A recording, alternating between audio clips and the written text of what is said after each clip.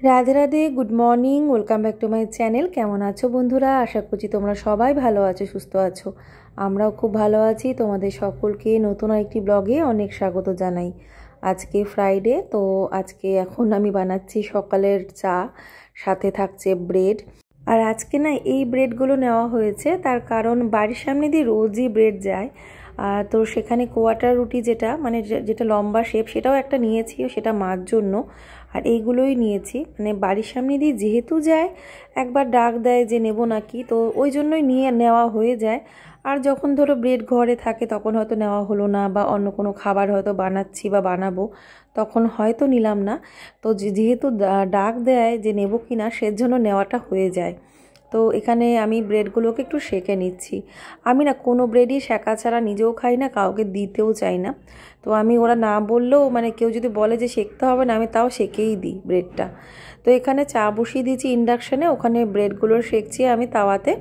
আর আজকে ওদের স্কুল নেই, আজকে চিলড্রেন্স ডে আর কি সেলিব্রেশন আছে স্কুলে, সেজন্য ওদেরকে আমি আর পাঠাইনি আজকে। তো ছুটি হয়ে যাবে মোটামুটি অল্প সময়ের মধ্যে, আর কোনো ক্লাস তো হবে না, আজকে সেলিব্রেশন হবে। তো আমি আর পাঠালাম না। হ্যাঁ, তবে একটা গিফট ওরা পায়, সেটা হয়তো যেদিন স্কুলে যাবে সেদিন ওরা গিফটটা পেয়ে যাবে। তো যাই হোক, এখন দেখো এই যে আবার একটু দুধ চা করলাম। লিকার চাটা করেছি কালকে রাতের এই হাঁড়িতে দুধ জাল দেওয়া হয়েছিল আর কি, অনেকটা দুধ নেওয়া হয়েছিল কালকে আগের দিন, তো সেই জন্য কিছুটা ছিল, তো কি করব, দিয়ে চা করে ফেলেছিলাম ওই ব্রেডটা দিয়ে, যেহেতু খেতে ভালো লাগে। তো যেহেতু প্লেন ব্রেড খাওয়া হয়েছে, তার জন্যই চায়ের সাথে খাওয়া হয়েছে। তো এই হয়েছে সকালে টুকটাক খাওয়া দাওয়া। আর আজকে হলো ফ্রাইডে, মানে আজকে হলো 14th নভেম্বর। তো আর এখন আমি রান্নার জন্য সব প্রিপারেশন করছি। রান্নাটা আজকে তোমাদের সাথে শেয়ার করব, সাথে ঘর মোছাটাও বাকি আছে। তবে হ্যাঁ, রান্নার সব প্রিপারেশনটা করে রেখে তারপরে না ঘরগুলো সব মুছে নেব, কারণ বেলা করে ঘর মোছা আমার একদমই পছন্দ না, সেই জন্যই আর কি। আর আমার এখন মানে বারবার বলতেও ভালো লাগে না, হঠাৎ করে শরীরটা ভীষণ খারাপ হয়ে গেছে, আমার একটা প্রবলেম আবার দেখা দিয়েছে। তো সেই জন্য আমি আরও কাজটা আমার ঠিক মতো করতে পারছি না। দেখবে আমি ব্লগগুলো অনেক লেটে লেটে দিচ্ছি তোমাদের, আর দিতে অনেকটা দেরি হয়ে যাচ্ছে। আসলে শরীর একদম ফিট না থাকলে যা হয় আর কি। ওষুধ চলছে, আবার মেডিসিন শুরু করেছি, সুস্থ হয়ে যাব আশা করছি কয়েকদিনের মধ্যে। তো এই জন্য মানে কাজটা করতে পারবো কি পারবো না ভাবতে ভাবতে শরীরের কষ্ট, শুয়ে থাকতে ভালো লাগে, ইচ্ছে করে না এক এক সময় মানে ফোনে হাত দিতে। এইভাবেই আর কি ভিডিওটা দেবো কি না দেবো, আজকে দেবো না, থাক কালকে দিয়ে দেবো, এই ভাবতে ভাবতে এডিট করতে হয়তো শুরু করলাম, তখন হয়তো লেট হয়ে গেল, এরকমটাই। আর যদি শরীর না ভেতর থেকে ফিট না থাকে না, কোনো কাজে এনার্জি লাগে না, এটা একদম সত্যি কথা। তো সেই জন্যই দেখো, যত দেরি করে আমি ভিডিও দেবো, এটা কিন্তু আমার চ্যানেলের জন্যই ঠিক না। মানে যত আগে ভিডিওটা দেওয়া যায়, তত কিন্তু ভিডিওতে ভিউজটা আসার বেশি একটা চান্স থাকে, তার সাথে ভিডিওর পারফরমেন্সটা ভালো পাওয়া যায়। আমি যত লেট করে দেব ততই কিন্তু আমারই প্রবলেম। তো কি করা যাবে, সব জেনে শুনেও যেন কাজটা ঠিকমতো করতে পারি না, এক এক সময় এরকম হয়ে যায়। তো যাই হোক, আজকে যে ফুলকপি আলু বড়ি দিয়ে তরকারিটা করব, তোমরা অবশ্যই রেসিপিটা দেখো, ভালো লাগবে। সাথে একটা দারুণ রেসিপি আজকে শেয়ার করব, আজকে ব্রেড পিৎজার রেসিপিটাও শেয়ার করব। ঘরে যদি কিছু না থাকে, ঝটপট কি করে পিৎজা বানাবে সেটাও তোমাদের সাথে শেয়ার করব।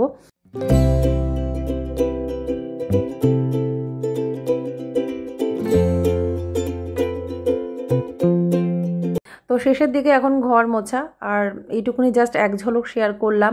অনেক কাজ সকাল থেকে করেছি, সবটা আজকে ভিডিওতে তোলা হয়নি, আর সব দিন হয় না। আর নিজের কাছেও কেমন একটা বোরিং লাগে, মনে হয় যেন সে একই জিনিস তোমাদের সাথে শেয়ার করছি, মাঝে মাঝে মাথা কাজ করে না।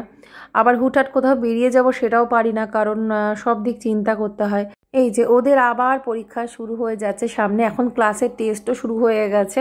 মানে ওদের স্কুলে সারা বছরই মানে পরীক্ষা লেগে থাকে, এক্সামটা জানোই তো, সিবিএসসি আইসিএসসি এই সমস্ত বোর্ডের মানে ক্লাসে মানে এক্সাম লেগেই থাকে কিছুদিন অন্তর অন্তর। এই টার্ম 1 টার্ম 2, তারপরে PA1 PA2, মানে এরকম লেগেই রয়েছে পরীক্ষা আর কি, একটা ছেড়ে আরেকটা কিছুদিন গ্যাপে গ্যাপে। তার মধ্যে ক্লাসের টেস্ট থাকে, সেটাও দিতে হয় ভালোভাবে, পারফরমেন্সটা যাতে হয় সেই চেষ্টাও করতে হয়। সব মিলিয়ে পড়াশোনার একটা চাপ থাকে, পড়াতেও হয়, খেয়াল দিতে হয়। অবশ্যই যে প্রাইভেট টিউটরের কাছে ওরা পড়ে, ভীষণ ভালোভাবে ধরে সেই টাইম নিয়ে পড়ায়, আর প্রচুর ইমপ্রুভমেন্ট আগের থেকে অনেক বেশি হয়েছে। আর এটা কিন্তু সত্যি কথা যে বেশি একটা প্রফেশনাল টিচারের থেকে না, মানে যে একটুখানি নিজের মতো করে পড়াবে, একটা অন্যরকম যে মানে একটা মানে সম্পর্কে বা সেরকমভাবে দেখবে, তার কাছে কিন্তু পড়াটা বেশি ভালো হয়। আর একটা এটা আমি কিন্তু আগে মানতাম না, এখন একদম ধ্রুব সত্য কথা। নেগেটিভিটি পজিটিভিটি বলে কথা আছে। তো আমি ধরো তোমাকে একটা কোনো কাজ করে দিচ্ছি, তোমার ধরো আমার মনে সেই স্যাটিসফ্যাকশনটা নেই, একটু অসন্তুষ্টি আছে, বা কোথাও না কোথাও হয়তো আমি পুরোপুরি সন্তুষ্ট না, তাও আমি কাজটা করছি, তো আমার দ্বারা কিন্তু সেই কাজটা তোমার খুব ভালোভাবে হবে না। আমার মনের মধ্যে যদি পজিটিভিটি থাকে, ধরো আমি তোমার কাজটা করে দিচ্ছি, আমার মনের মধ্যে যদি সন্তুষ্টি থাকে বা সেই খুশিটা থাকে, সেই পজিটিভিটি থাকে, বা কোনো কম্প্রোমাইজ এই সমস্ত কিছু মনে না থাকে, তাহলে কিন্তু মানে তোমার কাজটা খুব ভালোভাবে হবে। তাই আমি যদি কাউকে ভালোবাসি বা দয়াও করি, তো সেটা কিন্তু মন থেকে করতে হবে। তো আমার মনের মধ্যে একরকম, আর উপরে যদি আমি মনে করি যে না আমি তো ভালোভাবেই কাজটা করলাম, তাহলে হবে না। মনের থেকে সেই মানে পজিটিভিটিটা থাকতে হবে। এই কথাটা কেন বলছি জানো তো, জীবনে অনেক কিছু তো ফেস করলাম, আর আমি জীবনে যে ছোট ছোট ইনসাল্টগুলো হয়েছে না, জীবনে আমি নিজের দোষে হয়েছি। হয়তো মানে এইরকম টাইপের প্রচুর ইনসাল্ট হয়েছি যা জীবনে কোনোদিনও কেউ আমাকে করতে পারেনি। সেটা আমার নিজের দোষে হয়েছি। সেটা আমার হাজব্যান্ড আমাকে প্রচুর বকাবকি করেছে আর কি। ও আমাকে বলেওছে যে তুমি কেন ছোট হলে এইভাবে বলে। এরকম প্রচুর কথা আমি অনেকের সাথেই বলে ফেলেছি, যেটা আমি বলার পরে পরে আফসোস করেছি যে কি দরকার ছিল। মানে বলে না যে সময়ে যদি ভুলভাল থাকে বা সময় খারাপ থাকলে মানুষ ভুলভাল ডিসিশন নেয়, তো ডিসিশনগুলো আমার ভুলভাল ছিল। কি বলবো, তো এখন মনে করছি ভগবান যা করেন একদম ধ্রুব সত্য কথা মঙ্গলের জন্য। ভগবান যা করেন মঙ্গলের জন্য, এটা আমি একদম 100% আমি মানি। কারণ আমি এর প্রত্যেকটা পদে এর আমি প্রমাণ পেয়েছি। আর আমার হাজব্যান্ডকে আমি দেখেছি, ও যেটা যেটা আজ অবধি বলেছে সব পরবর্তীকালে মিলে গেছে। ও আমাকে যা যা আজ অবধি বলেছে, তো হয়তো ওর কথাগুলো শুনতে কড়া লাগে, বা ও সব কিছু মুখের ওপর বলে দেয়, ওর মনের মধ্যে কিছু রাখে না।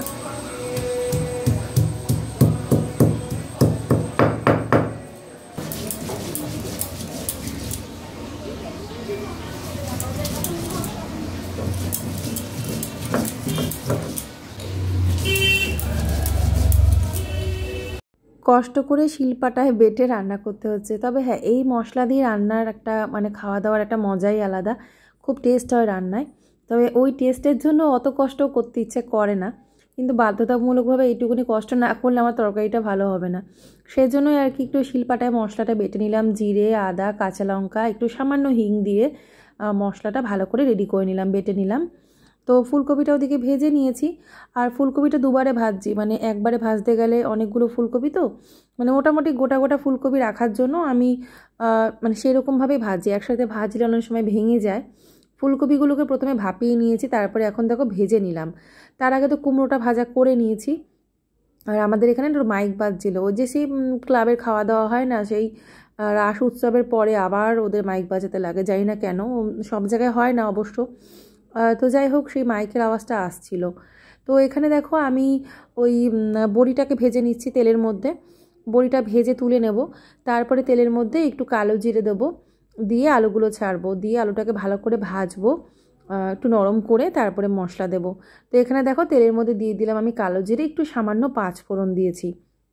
তো এবারে আমি এর মধ্যে দিয়ে দেবো শুকনো লঙ্কা, দিলেও চলে না দিলেও চলে, কাঁচা লঙ্কাও দিলে চলে, কারণ কালো জিরের তরকারি তো শুকনো লঙ্কা না দিলেও চলে। তো এখানে দিয়ে দিলাম আমি আলুগুলো না আমি লম্বা শেপে এরকম কেটেছি, তাতে না মানে তরকারির টেস্ট, বলে না যে তরকারি নাকি সবজির মানে কি বলবো, শেপের উপরও নাকি ডিপেন্ড করে তরকারির টেস্ট। তো এখানে একটু ভেজে নিলাম, দিয়ে ঢাকা দিয়ে রেখেছিলাম। তারপরে লবণও দিয়ে দেবো, একটু হলুদ দেবো, দিয়ে আরেকটু আলুটা নরম হলে তারপরে এর মধ্যে মশলাগুলো দেবো। একটু হলুদ দিয়ে দিলাম, এবারে আরেকটুখানি ঢেকে রাখবো। তো তোমাদেরকে আমি যে কথাগুলো বলেছি এগুলো কিন্তু মানে আমি কোনো কিছুর উদ্দেশ্য করে বলিনি, এগুলো সব এক একটা অভিজ্ঞতা তোমাদের সাথে শেয়ার করলাম। প্রচুর মানুষজন তো জীবনে আসে যায়, তো সেটাই অনেক বোকা বোকা আচরণ আমি করে ফেলেছি জীবনে। সেগুলো কি বলবো, মানে আমি সত্যি ছোটোবেলা থেকে একটুখানি খামখেয়ালি বোকা টাইপেরই ছিলাম, এখন সেই ভাবটা রয়ে গেছে। আমাকে কেউ ডাকলে আমি অন্যদিকে তাকিয়ে থাকতাম, অনেকক্ষণ পরে সাড়া দিতাম, মানে আমার ভীষণ একটা খামখেয়ালি বোধ ছিল ছোটো থেকেই। তো সেটা আমাকে এখনও শুনতে হয়, খেয়ালটা প্রচণ্ড কম। আর মাঝে মাঝে সত্যি বোকা বোকা আচরণ করে ফেলি। তো এখানে টমেটো কুচি দিয়ে দিয়েছি, তারপরে আমি মশলাটাও দিয়ে দিলাম, দিয়ে এবারে ভালো করে কষিয়ে নিচ্ছি। তো টমেটোটা পেস্ট করে দেবে, আমি যেহেতু মিক্সিটা ঠিক নেই বলে আমি টমেটোটা কুচি করে দিলাম, বাটতে পারিনি, ছোটো ছোটো করে সাইজ করে দিয়েছি, তো ফাইন চপ করে দিয়েছি, ওটা পেস্টের মতো হয়ে যাবে মানে তরকারির সাথে মজে। তারপরে মশলাটা দিলাম, জিরে আদা কাঁচা লঙ্কা বাটা আর হিং তো ওর মধ্যে দিয়ে দিয়েছিলাম, দিয়ে এবারে ভালো করে কষাচ্ছি, বড়ি ভাজাগুলোও দিয়ে দিলাম এখন, আর স্বাদ অনুসারে লবণ, সামান্য একটু চিনি দেবো, দিয়ে ভালো করে কষিয়ে এখন দিয়ে দিলাম জল। তো এবারে ফুলকপিগুলো দিয়ে দেবো। ফুলকপিগুলো না বেশি একটা নরম হয়নি, কারণ আমি একটু বড় বড় সাইজে রেখেছি, তো ভেজে আমি ওর জন্য ফুলকপির যে ডাঁটগুলো কিন্তু শক্তই আছে, তো ওর জন্য আগেই দিয়ে দিলাম। এবার একটু ঢাকা দিয়ে রাখবো, আলুটা একটু নরম হয়েই গেছে। লাস্টে তরকারিটা রেডি হয়ে গেলে দিয়ে দেবো ধনেপাতা এর মধ্যে। তো চলো তরকারিটা হয়ে যাক।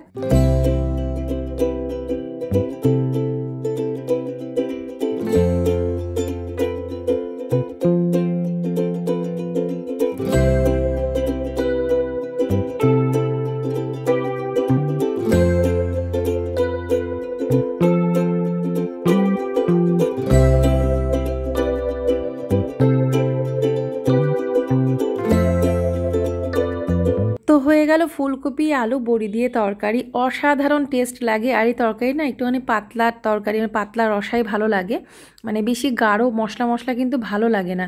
তো এটা এত টেস্টি, মানে শুধু এটা দিয়েই কিন্তু খাওয়া হয়ে যাবে। তোমরা নিশ্চয়ই জানো, হয়তো অনেকেই বানাও। তো আমি কিভাবে বানাই আজকে তোমাদের সাথে সেটা শেয়ার করলাম। তো দেখো কাজের মাঝখানে রান্না করতে করতে আবার ওদের জামা কাপড় কিছু আমি ধুয়ে কেচে দিয়েছি, সেগুলো আবার মেলতে এসেছি। এখন এগুলো শুকিয়ে গেছে, এখন এগুলো সরিয়ে দেবো, আর সরিয়ে দিয়ে যেগুলো আর কি আমি নিয়ে এসেছি নিচ থেকে সেগুলো এখন কেচে দেবো। আর এই যে মাথার চুলের মধ্যে আটকে গেছে, এই ক্লিপটা আটকে গেছিলো দড়ির সাথে, যখন না এরকম হয় এত বিরক্ত লাগে বিশ্বাস করবে না। বিশেষ করে যখন কাজের তাড়া থাকে, আমার সাথে না প্রায় এরকম হয়, মানে চুলের ক্লিপটার সাথে দড়িতে হয়তো কিছুতে একটা আটকে গেল, কি জামা কাপড়ে আটকে গেল, এত বিরক্ত লাগে। তো কি আর বলবো। এখন এই যে জামা কাপড়গুলো মেলে দেবো, মেলে দিয়ে নিচে যাব। রান্না হয়ে গেছে, রান্নার বাসনগুলো শুধু মাজতে হবে, ফটাফট বাসনগুলো মেজে আমি স্নান করে নেব। আর সকালে আমার একবার কিন্তু স্নান হয়ে যায় একদম আর্লি মর্নিং, কারণ আমি যেহেতু ঠাকুরের রান্না বান্না করতে হয়, সব দিন ঠাকুরের রান্না আমি করি না, মানে একাদিন বাদ যায়, তখন মা কিছু একটা রান্না করে দেয়। তো কিন্তু চেষ্টা করি প্রতিদিন করে দেওয়ার। আর এছাড়া যখন আমার অসুবিধায় পড়ি আমি, তখন কদিন আমি রান্না করি না, সেটা তো আলাদা ব্যাপার। তো দেখো এখন আমি এই যে জামা কাপড়গুলো মেলে দিচ্ছি। আর এখন তো শীতের টাইম, তো এই টানের সময় রোদটাও ঝলমলে পাওয়া যায়, জামা কাপড় শুকিয়ে যায় খুব তাড়াতাড়ি। আর নিচে তো কিছু শুকোতেই চাইবে না, নিচে কিচ্ছু শুকোয় না, যাই মেলি না কেন। ও যদি বিকেলবেলাও তুলতে যায় তখনও দেখবো হালকা একটা ভিজে ভাব রয়েছে, নিচে একদম রোদ লাগে না। সেজন্য এখন যখনই যা কাঁচা ধোয়া হচ্ছে ওই দৌড়ে দৌড়ে ছাদে আসতে হয়। তবে হ্যাঁ, জামাকাপড়গুলো তুলতে হয় না, তোলাটা মা তুলে নিয়ে যায়, কারণ আমি হয়তো যেই টাইমে তুলতে আসি তার আগেই মা তুলে নেয়। মা আবার একটু রোদ থাকতে থাকতে আগে আগে তুলে নেয়, তো আমি যখনই তুলতে আসি দেখি মা তুলে নিয়েছে, সেজন্য আমার আর তুলতে আসা হয় না, মা তুলে নেয়। তুলে নিয়ে হয়তো এই ঘরে রেখে দিল বা হয়তো নিচে নিয়ে গেল। তো দেখো এখানে আমি ডালটা করেছি, তোমাদের একটু দেখিয়ে দিলাম। ভেজ ডালটা এরকম দেখতে হয়েছে। এখন ওদেরকে খেতে দিয়ে দেবো, মিষ্টু গোপালকে আগে খেতে দেবো, তারপরে আমি আর মা খাবো। তো এই যে হাত দিয়ে খেলে কি সুবিধে বলো তো। এমনিতে তো এখন তো ছোটো, একেবারে ছোটো না যে খাইয়ে দিতে হবে, ওটা আমি নিজে থেকেই খাইয়ে দিই। আর নিজের সন্তানেরা মানে মা বাবার কাছে কিন্তু সব সময় ছোটোই থাকে, সে যতই বড় হোক না কেন। ওরা তো এখন অনেকটাই ছোট, মানে কথার কথা বলছি আর কি। তো ওটা আমার নিজের ইচ্ছে যে ওদেরকে আমি খাইয়ে দেবো না হাত দিয়ে খেতে দেবো। তো যাই হোক, মিষ্টুকেও দিয়েছি, আর গোপালও নিজে থেকে খাচ্ছে। শুধু গোপালের একটা বদ অভ্যেস, গোপালকে যদি খাইয়ে দিই ওর হাতে মোবাইলটাও নিয়ে নেয়। তো সেই জন্যই বলতে পারো যে আমি ওদেরকে খেতে দিয়ে দিই। আর মিষ্টুর কোনো প্রবলেম নেই, ও ফোনের কোনো নেশাও নেই, কোনো ব্যাপার না। শুধু গোপালকে যখন খাইয়ে দেবো তখন হাতে মোবাইলটা নিতে চায়, যেটা ওর বাবা একদম অপছন্দ করে। তো যাই হোক, সব কিছু কমপ্লিট করে এখন দেখো রাত এখন কটা বাজে, 8টা 8:30 হবে। ওদের ইচ্ছা যে পিৎজা খাবে। ওই যে বললাম না আমি ভীষণ, আমার শরীর খারাপ, আমার মানে এমন কন্ডিশন, আমি শুয়েছিলাম, মানে উঠে আসার কোনো ক্ষমতা ছিল না। কিন্তু বাচ্চাগুলোকে আমি কথা দিয়েছি যে আজকে তোদেরকে পিৎজা বানিয়ে দেবো, সেই সকালে বলে রেখেছিলাম। তো সেটাই আর কি। তো 3টে ব্রেড ছিল ফ্রিজে, ব্রাউন ব্রেড, তো সেটা দিয়েই কিন্তু আমি পিৎজা বানাবো। তোমরা শুধু দেখতে থাকো, দেখবে কি দারুণ পিৎজাটা হবে। মানে হোমমেড পিৎজা, মানে ব্রেড পিৎজা এত টেস্টি হবে, এমনি পিৎজার থেকেও খেতে ভালো লাগে এই পিৎজা। তো দেখো এখানে আমি একদম ফাইন চপ করে নিয়েছি বিনস আর টমেটো আর পনির। এটাকে একটু হালকা ফ্রাই করলাম, বেশি একটা ফ্রাই করার দরকার নেই, আমি একদম কাঁচা দেবো না বলে হালকা একটু ফ্রাই করেছি, একদম মানে একটু বাটার দিয়ে নর্মালি একটু নেড়ে চেড়ে নেবে। দিয়ে তারপরে এখানে আমি ব্রেডের মধ্যে লাগিয়ে দিলাম প্রথমে মেয়োনিজ, একটু বেশি করে মেয়োনিজ দেবে, তার উপরে না সস দেবে, একটু বেশি করে সসটা ছড়িয়ে দেবে, তার উপরে দিয়ে দেবে যা যা সবজি, ক্যাপসিকাম, বিনস, তারপরে টমেটো, তোমরা যে অনিয়ন খাও তো অনিয়ন দেবে। তো এখানে আমি একটু সসটা যেভাবে দিচ্ছি সেটা তোমাদের দেখাচ্ছি।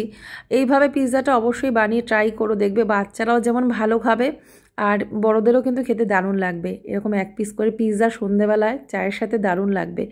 তো এখানে দেখো এবারে আমি ওই সবজিগুলো যেগুলো একটু হালকা সল্টে ফ্রাই করে রেখেছি সেগুলো দিয়ে দিলাম, পনির, টমেটো আর হচ্ছে বিনস দিয়েছি, যেহেতু ক্যাপসিকামটা ছিল না তার জন্য। তো এত টেস্টি হয়েছে, তবে এখান থেকে কিন্তু আমি খাবো না, আমি জাস্ট মানে টেস্ট করব, কিন্তু ওরাই খাবে। তিনটেই ওদেরকে ভাগ করে দেবো, তোমরা দেখতে পাবে। তো এখন কি করব, এর ওপরে দিয়ে দেবো আমি চিজ গ্রেট করে দেবো, একটু বেশি করে চিজ দেবো, চিজটা একটু বেশি করে পিৎজায় দিতে হয় তোমরা তো জানোই। তো এখানে আমি চিজটাকে এরকম ঘষে দিচ্ছি, একদম ভরিয়ে দেবো চিজটা। তার উপরে আমি দিয়ে দেবো একটু অরিগানো ফ্লেক্স আর একটু চিলি ফ্লেক্স। তো এখন এর মধ্যে দিয়ে দিলাম আমি চিলি ফ্লেক্স, দেখতেই পাচ্ছ চিলি ফ্লেক্সটা প্যাকেটে ছিল, এটা এর আগে ব্যবহার করা হয়নি। অরিগানো ফ্লেক্সটাও কিন্তু দিয়েছি। এবার এই তিনটে একসাথে দিয়ে এটাকে ঢেকে রাখতে হবে লো ফ্লেমে, হালকা চিজটা শুধু মেল্ট হওয়া পর্যন্ত। তো এটাকে দেখো ঢেকে রাখলাম। তো তারপরে দেখো কিছুক্ষণ পরে এবার আমি নামিয়ে নিচ্ছি, বেশি একটা ওয়েট করবো না, তাহলে তলাটা একদম পুড়ে যাবে। তো দেখো পিৎজা রেডি। এবারে এই যে এত টেস্টি না, এই দেখলেই তোমাদের খেতে ইচ্ছা করবে। আর ওরা তো এত খুশি, তো দেখলাম যে না, আমি ওদেরকে প্রমিস করেছিলাম আজকে পিৎজা করে দেবো সন্ধেবেলায় পারিনি। আর ওদেরকে পড়াতেও এসেছিলো, পড়া থেকে উঠেছে ওরা প্রায় 8:30, 8:30টায় পড়িয়ে গেছে। তারপরে আমি একটুখানি শুয়েছিলাম, আমার ইচ্ছে করছিল না, দিয়ে বলছে মা পারবে তুমি একটু বানিয়ে দিতে? তা আমি বললাম দাঁড়া বাবা দেখছি। দিয়ে আমার তখন মনে হলো যে না, বাচ্চাগুলো আশা করে রয়েছে, আমি ওদেরকে বানিয়েই দিই। তাই ঝটপট করে দেখো আসলাম, বানানো হয়েও গেল। তো কেমন লাগলো পিৎজা রেসিপিটা অবশ্যই কমেন্ট করে জানিও। আর এই যে খুব টেস্টি হয়েছিল, তোমরাও অবশ্য ট্রাই করো, এরকমভাবে বানিয়ে নিতে পারো। তো ওরা তো খুব খুশি, আমাকে ওরা দিয়েছিল খেতে, বলছে মা তুমি একটু খাও। ওর থেকে মানে একটা বাইট নিয়েছি, ওর থেকে এক বাইট নিয়েছি, ওদেরকেই দিয়েছি খেতে। তো ওদের না হলে কম হয়ে যেত, সেজন্য। সবাই ভালো থেকো, এই ছিল আজকের ব্লগ। অনেকটা লেটে আজকে ব্লগ দিলাম, এর জন্য আগে থেকেই সরি বলছি। যে যাই হোক, টাটা বাই বাই, সবাই ভালো থেকো। আবার একটা নতুন ব্লগ নিয়ে পরের দিন চলে আসছি।